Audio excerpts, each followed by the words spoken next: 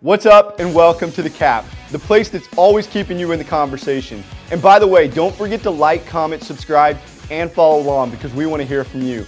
Today, we're taking a trip to the Congo, hunting greatness, and there's a little apple in the Big Apple. All that and more, it's time to get Cap. Let's go.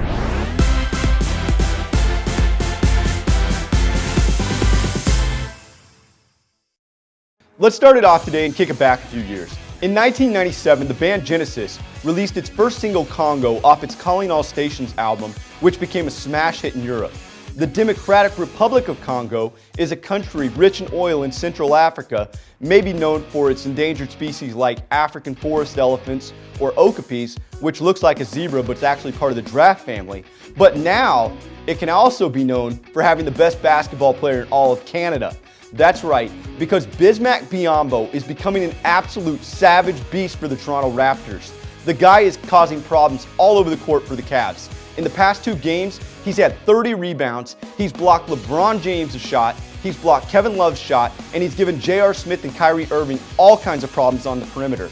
Last night, Kyle Lowry and DeMar DeRozan stepped up to combine for 67 points, and now Tyronn Lue's got to go back to the drawing board because these isolation sets are not working anymore. I don't know what's going to happen from here, but I do know we've got ourselves a series, and I do know that Drake is going to be there. Moving on to a little baseball. Ben Zobrist might be the hottest hitter on the planet, but let it be known that any of these St. Louis Cardinals can take it out of the ballpark. And last night in St. Louis, it was time for Randall Grickick to step into the spotlight. He hit a 2-out walk-off home run in the bottom of the ninth to lift the Cardinals over the now struggling Cubs 4-3. And here in LA at Dodger Stadium, Clayton Kershaw continued his Terminator season with his 3rd shutout of the year. He beat the Reds 1-0, and he is really coming into form. Let's keep it in St. Louis and slide over to the Scott Trade Center, where the Sharks and Blues were in action on the ice last night for Game 5 of the Western Conference Finals.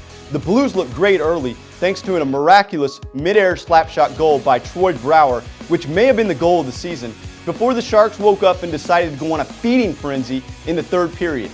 Joe Pavelski and Joel Ward each had 2 goals. San Jose won the game 6-3, and now they lead the series 3-2. And these Blues face a do-or-die situation Game 6 coming up. On to a little football.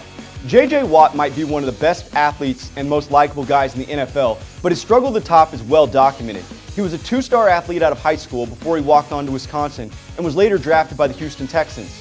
That being said, it should come as no surprise his new personal logo with Reebok reflects his past and has his seal of approval.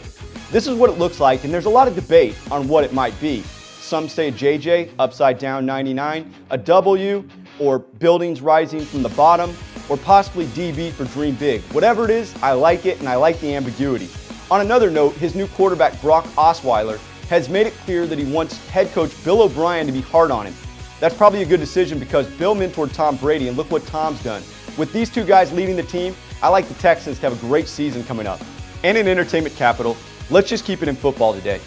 It's obvious that New York City is often called the Big Apple, but did you know there's a little apple coming to the Big Apple soon? That's right, Eli Apple, Ohio State cornerback, was recently drafted by the New York Giants. But the craziest part? He wasn't the only one making headlines that day.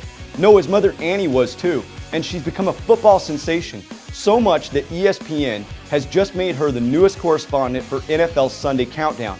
They said they love her relatability, her sense of humor, and her willingness to speak her mind. And that couldn't have been more true when she confirmed the news on Twitter, and I quote, "I'm beyond excited to be joining the ESPN family and quite honestly, more happy than a Kardashian in an NBA locker room." I'd say she's pretty happy. She told the Giants that they made a great decision drafting her son, and if it's any indication that the apple doesn't fall far from the tree, I'd have to agree with her. That's it for us today. I'm Brook Lander, and you've just been capped.